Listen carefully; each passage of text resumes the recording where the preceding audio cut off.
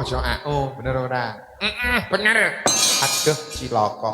Ayo Mas, kamu bisa Kak? Tenang ya, tenang. Kembange kok ana loro, maksudnya apa? Kembange ana loro ki tegese nasibe menungsa urip kuwi ora pejabat, ora rakyat, ora sugih, ora melarat, ora gedhe cilik lanang wadon padha wae. Ya kuwi ana bejo, ana cilaka, ana awan, ana wengi, ana sugih, ana melarat, ana bejo, ana cilaka, ana sing mati, ana sing urip, ana sing pinter, ana sing bodoh. Kan sak piturute donya ki pasangane mesti loro.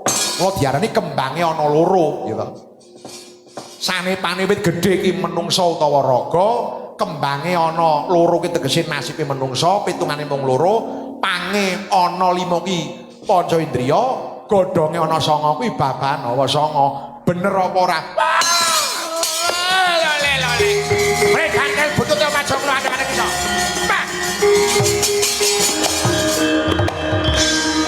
Ora nyangka mbak mung sapuno kawan jebolan tip sing dadi kawruhmu. Piye Kakang? Bener kabeh, Dik. Waduh. Cilaka lah terus piye apa kelakon kewirangan? Kok sing pinter ora mung kowe. Kowe gendi takon karo Durna takono. Takoni truk sing kira-kira ora iso mangsuli. Oke. Begawan Durna. Apa?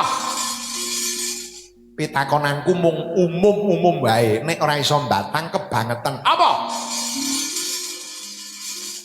Sing dhuwur ngungkuli langit ki apa? Sing landhep ngungkuli gaman lungit ki apa?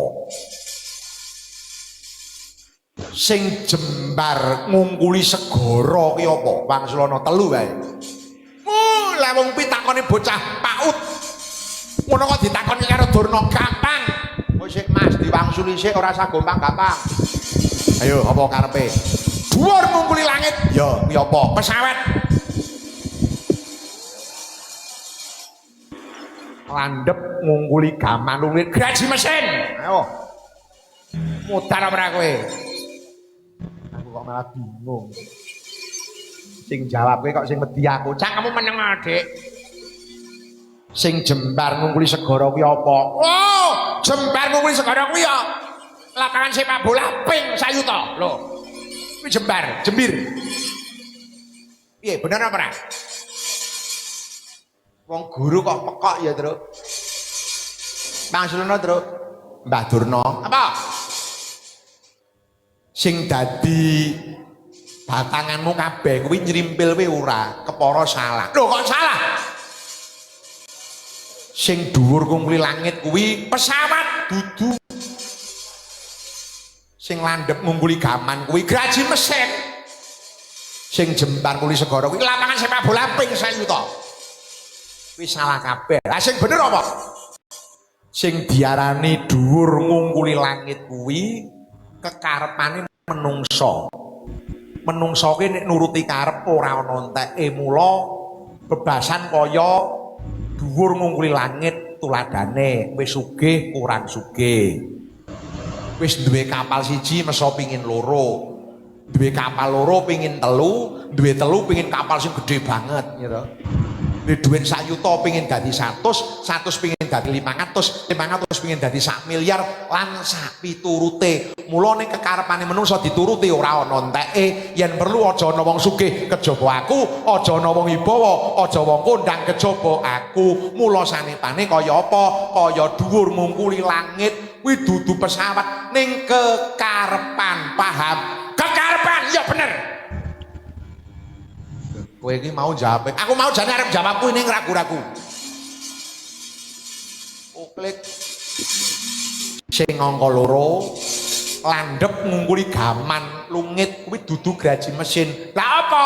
Landhep ngungkuli gaman kuwi lambe ilate wong. Ngerti? Kok iso?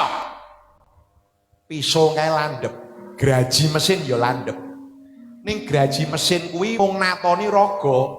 Pisau ki natoni awak. Ning nek ilat ora iso njaga ilat, ora iso njaga metuning cangkem. Iki mengko iso natoni ati, mongko tatuning ati nganti mati ora bakal mari. Mula kuwi padha utawa ilate menungso. Paham apa ora? Aku mau ya arep jawab ngono ning ragu-ragu.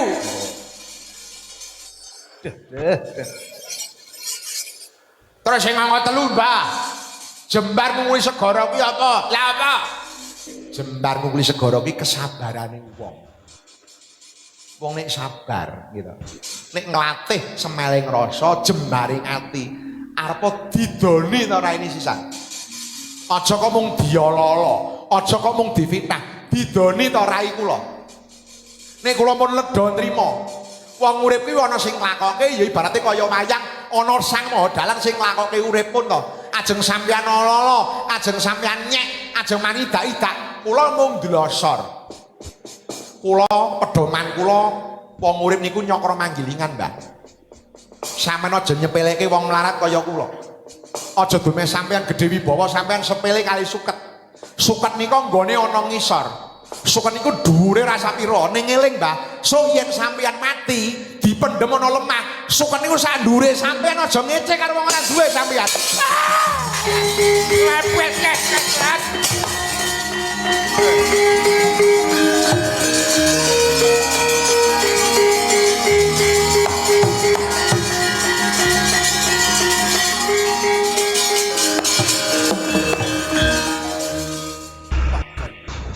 Suket iki lho, Truk.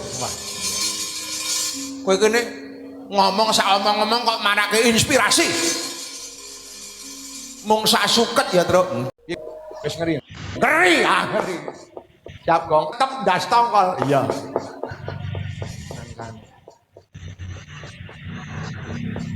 Kowe ora ngerti aku ki sapa? Kowe iki sapa kok takon? Begawan Durna, pujangga negara Ngastina. Sing ngomong kowe tukang drep sapa? Sing ngomong kowe copet sapa? Wah, ngilani dadane Durna. Wis saiki ngene wae. Sampeyan mau ngomong apa? Semar iku pancen wong kere. Bapak kula niku pancen wong ora gablek. Niki mung sak derajat pamong, niki mung sak derajat lurah. Ning nyatane sampean mau nguman-uman sampeyan kondo, nek lurah Ngamarta, utamane Bapak Semar ki lurah kere, lurah sing ora gablek apa-apa. No Durna. Jerengan kupingmu. Sebagai seorang anak, Petro justru bangga mempunyai seorang bapak seperti Semar. Mergo ambake iki lurah kere. Catet tangan dulu. Saka semangate, Pak. Ning aja plak-plak bathuk. Oke. Walaupun bapak sebagai lurah seprene ora gablek apa-apa, justru menambah kebanggaan seorang anak lurah, utamanya Petro, Garing dan Bagong. Sebab apa? Justru nek lurah pirang-pirang periode ora gablek apa-apa, itu sebagai indikasi dan sebagai bukti bahwa selama menjadi lurah, selama menjadi pamong, bapak kuwi ora sok seneng mangan korupsi duit desa. Sampai di sini paham? Paham tidak? Mergo ngrumangsanono yen to dhuwit saka negara kuwi kanggo mulyani para kawula, ora kanggo golek klimi sing lambe, blendhuke waduke dhewe. Kowe mau ngomong, bapak ki lurah desa, lurah petani, mung golek iwak dadi nelayan. No, kupingmu gobokmu jenenge no. Nento ora ana wong desa, ora ana petani, ora ana nelayan kaya PT wong kutha kuwi arep ndadok apa, arep gaglak apa?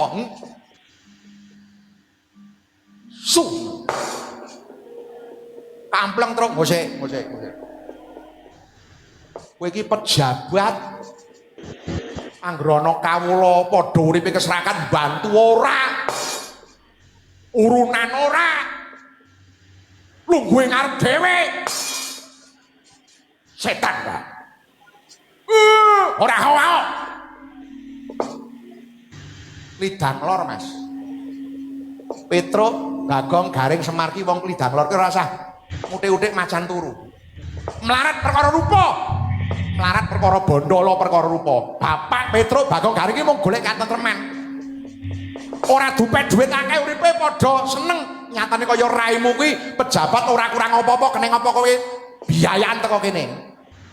Malah kowe kondo arep nuku uripe Semar. Oh, bapak lara mawon, Mas. Bapak mriyang kowe tak golekke tombo, tak gawe ning puskesmas, tak gawe ning rumah sakit. Wingi iki lho, Semar dijegok kirik, kirike tak sembelih tak pangan, ngerti ora kowe? Mula kene macem-macem kelakonane Tungseng Durna, sate sengkuni. Kakang Durna, apa?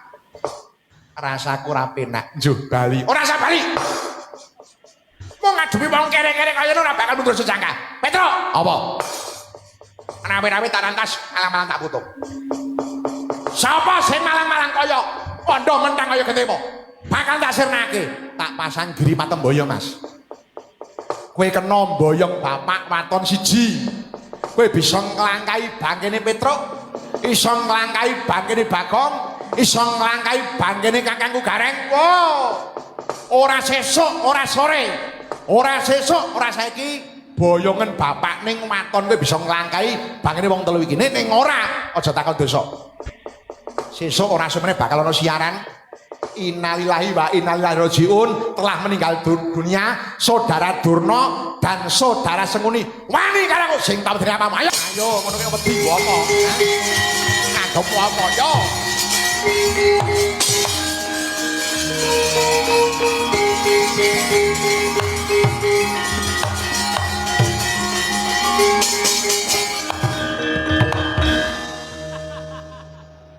Durna karo Sengkuni urusanmu karo aku leng celeng. Ora melu iki. Ora gelem engko tak glithun kasuh mati. Anggapmu apa ora? Wong kridang tatang.